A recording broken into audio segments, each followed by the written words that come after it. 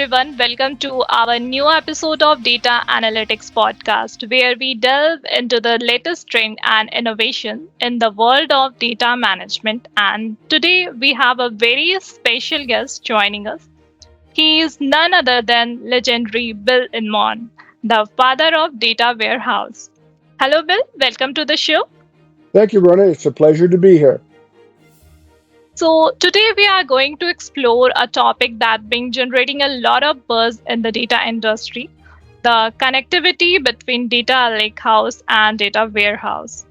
So, Bill, could you explain what exactly it is, the data lakehouse, and how it's different from the traditional data warehouse? Certainly. I would like to do that in the form of a story so that think it makes more sense to do it that way. In the beginning were applications, and we had all kinds of applications: human resources, inventory, accounts payable, and all of the different vendors were selling applications. And one day, the corporation woke up to find out that they didn't know what data was what. They would ask a question, and they would get three different answers. And that's a very dangerous thing for a corporation to have if it doesn't really understand what its data is. So that was the inspiration for, pardon me, a data warehouse. A data warehouse consolidates the information in a cohesive fashion. To give you an example, one application will have revenue, another application will have dollars, and another application will have something else. But they all mean the same thing. But when you try to analyze that information, it's very difficult to do because you don't know that they mean the same thing. So what happens is that data warehouse transformed the information in order to make it intelligible and useful for the organization. And so that's really the origins of a data warehouse. Now, I have to say that a lot of corporations are still going through that process, that it didn't happen all at once, and in some places it didn't happen at all. So, however, the corporations that did create this corporate data were able to make long-term decisions on information that was important to the corporation. So that's the origin of a data warehouse. You can think of it as an intellectually combined group of information that fits together. That's really what a data warehouse is. So then time passed, and a lot of time passed, and all of a sudden the corporation started getting other kinds of information. You see, data warehouse was built exclusively on what's called structured information. Structured information is typically what comes out of a transaction in the system. And so that's really what data warehouse was based on. However, as time passed, there started to be lots of other information in the organization that wasn't structured. There was information from the internet. There was information from email. There was information from text. And there's even some stuff called analog information. So this stuff, textual data, analog information, internet information, did not fit comfortably and usefully in a data warehouse. Now, when you look at this other kind of information, it can be called unstructured information. Why? Why is it called unstructured? Because nobody tells you what to say in a conversation. No one says, you have to say this, and you can say anything you want. And the same goes with an email. You can write anything you want in an email. And so this unstructured information began to appear in the corporation. And people found out that there's a lot of valuable information in unstructured information, but it wasn't being used for decision-making purposes by the corporation. So with that, we have a a different version of data warehousing today. We have it's called the data lakehouse. Well, let me go on a quick sojourn here. So the first thing people tried to do was create something called a data lake, and a data lake was something that they just threw data into a pile, and they quickly discovered that that was not a good thing to do. Nobody could find anything. I talked with a corporation just the other day that had 6 petabytes of information in their lake house, and it's a waste of time and a waste of money. Nobody can find anything or use it if they do find it. So I don't know who thought up data lakehouse, but it was a very amateurish approach to trying to get information to people. So the data lakehouse was a temporary step. I hope you're not trying to do a data lake today, because data lakes are not a good idea at all. So along came then the notion of the data lakehouse. Now, a data lake and a data lakehouse sound like they're the same thing, but they're not at all.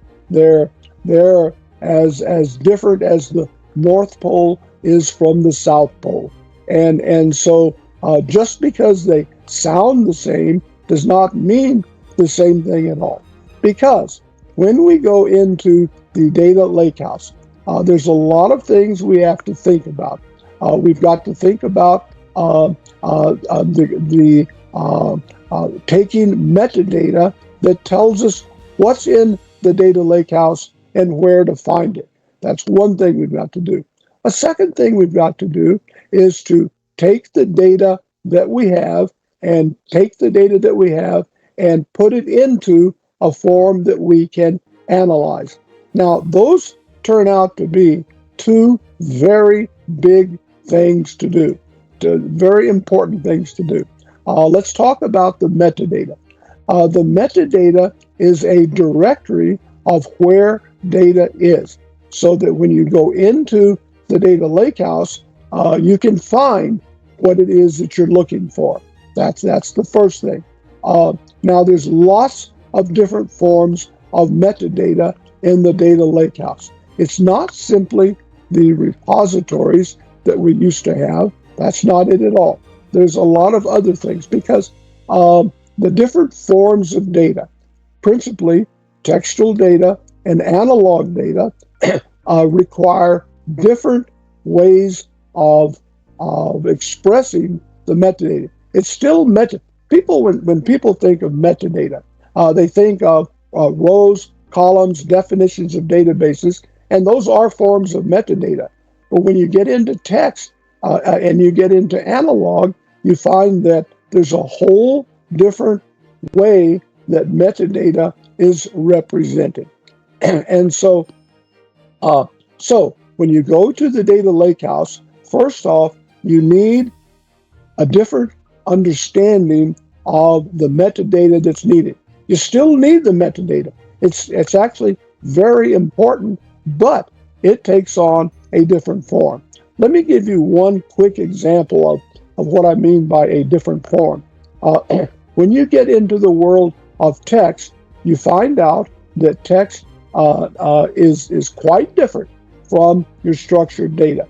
And in order to understand text, you typically use things called taxonomies. And a taxonomy for textual data, pardon me, the taxonomy for textual data is first off very important, but it's unlike anything you've ever seen in the structured environment. A second aspect of metadata in the structured environment, in the textual environment, pardon me, is the information that you need about context. You see, when you go into text, it doesn't do you a lot of good to define text. Because, let me give you a quick example. Take the word fire. The word fire can mean many different things. It can mean that your house is on fire, and that's bad. It can mean that your boss has told you to leave. He's fired you. That's another definition of fire. Or you can take a gun and pull the trigger, and you've now fired the trigger.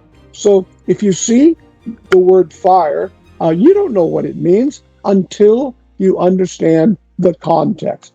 And that's true and that's not just the word fire. There's almost every word you can think of, not every word, many words you can think of have many different understandings based on the context. So when you are dealing with textual data, you've got to go find and discover the context. Let's contrast that with the world of structured data. Structured data, you have context, but the context is given to you. When you are defining your databases and defining your attributes, you're actually giving context to those types of data. But in the world of text, you have to go discover it. So when you go to the data lakehouse and you start to include textual data and analog data, you find that, and pardon me, my throat seems to be giving me a problem today. When you go to the data lakehouse, what you find is that the metadata definitions are very different than the definitions that you've been used to. It's like a baseball game and a cricket game and a football game. You have a sport there, but there's different rules, there's different different people, different techniques and activities, and it's that different when you go from structured data to unstructured data.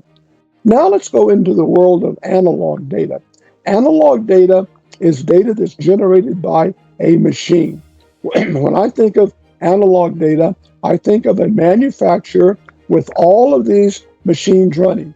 And as these machines run, they spin off data and about how much they're producing and how it's produced and things like that.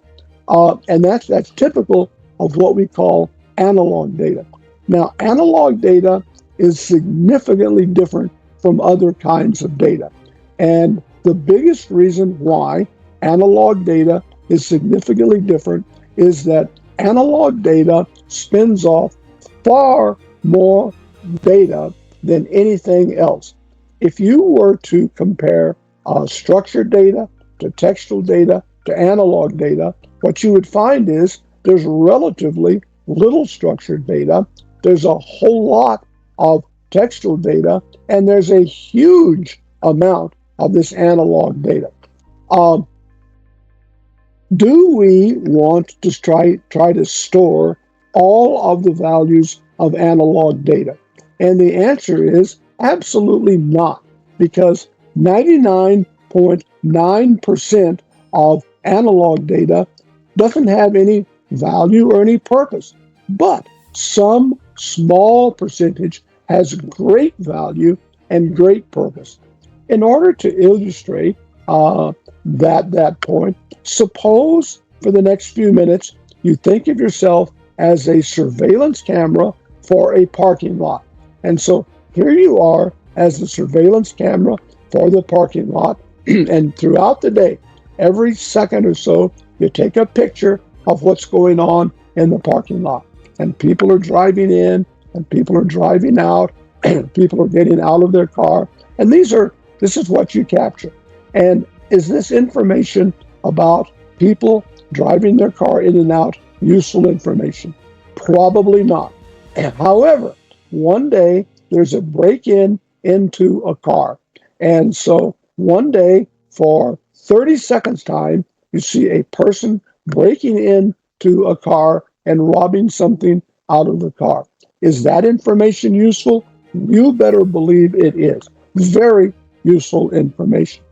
However, when you compare the volume of data the volume of data of analog data is only a small, is out of proportion.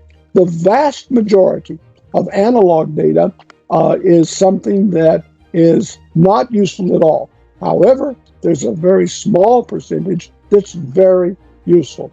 So analog data has this property that you don't really find in structured data or even textual data, in that you certainly do not want to store every analog piece of data that's generated. That's going to cost you and your company huge amounts of money. That's wasteful and worthless. You don't want to do it. Furthermore, if you try to do it, trying to search through that analog data would be a nightmare. So we find that textual data has its own considerations, analog data has its own considerations, and certainly structure. The reason I'm not talking about structured data is that most people are very familiar with structured data. Most people are not familiar with textual data and analog data. So when you go to the data lakehouse, what you find is you need to incorporate all of the kinds of data in your data lakehouse. Now, let me go back just for a second and talk about analog data. What is it that you put into your data lakehouse? And in order to determine what data is important, you go through what's called a distillation process. The distillation process separates out the useless data from the useful data. Now, how did the policeman do that today? Suppose that there's been a robbery or some crime that's occurred, and there's a camera that has all of the information that's occurred. How do the police do it today? Their distillation process is to sit somebody down in a chair and make them watch hours and hours and hours of boring data. And finally, they come to where the interesting information is. That's a crude way to do your distillation process. What the much better way to do it, if you can do it. By the way, you may not be able to do anything but manual, and God help the people that have to do it manually, because that is a boring job. My eyes would go cross-eyed if I had to do that. So anyway, what you find is that there are ways, in most cases, to create an automated distillation process. And the data that's distilled as being important, useful data, that's the data that goes into the data lakehouse. So the data lakehouse, in many ways, is a second generation data warehouse, except that it contains very different kinds of data. And now, one of the interesting questions is, once you've built your data lakehouse, can you then turn around and relate to the data together? And the answer is, sometimes you can, and sometimes you can't. Sometimes the information that's being generated by the manufacturing company simply can't be related to the data that is gathered elsewhere. And if that's the case, then that's just the way it is. On the other hand, on occasion, you can relate the data across types. Let me give you an example. Once upon a time, I talked with a chip manufacturing company, and they manufactured chips that run personal computers. And what they wanted to do was to be able to, there was a famous case, I don't know if you ever knew about this one, but once upon a time, a manufacturer of chips made a calculation where 1 + 1 = 0, which of course is not correct, but that's what the chip told you was going on. And so people could not do calculation on their computers. because 1 and 1 does not equal 0. What the chip manufacturer wanted to do was, first off, to be able to identify the chip that was faulty, and then identify all of the other chips that were in the same manufacturing run, because it's likely they were faulty as well. That required them to put in a very elaborate process on each chip. Each chip had its own unique identification number, and each chip carried with it the manufacturing lot that it came from.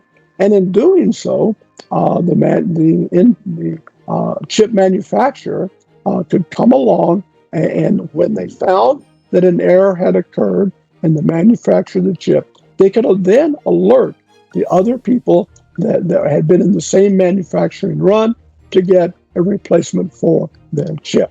So there are occasions where you can make a relationship between analog data and other kinds of data. But there also are circumstances where you simply cannot.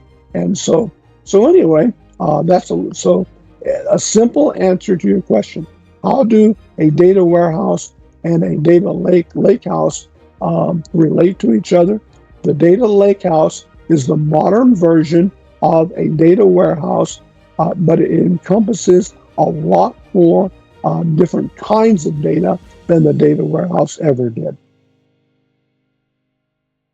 Very well explained, Bill. You have tell this in a form of story, and it's very interesting. So, before we wrap up, we have also heard a lot about your emphasis in texture ETL. So, what it is and how the adoption would help to our listener. Well, textual ETL is very interesting because it allows you to go into your text and put your text into a structured format. And it turns out there's a lot of value in doing that. Let me tell you just one value.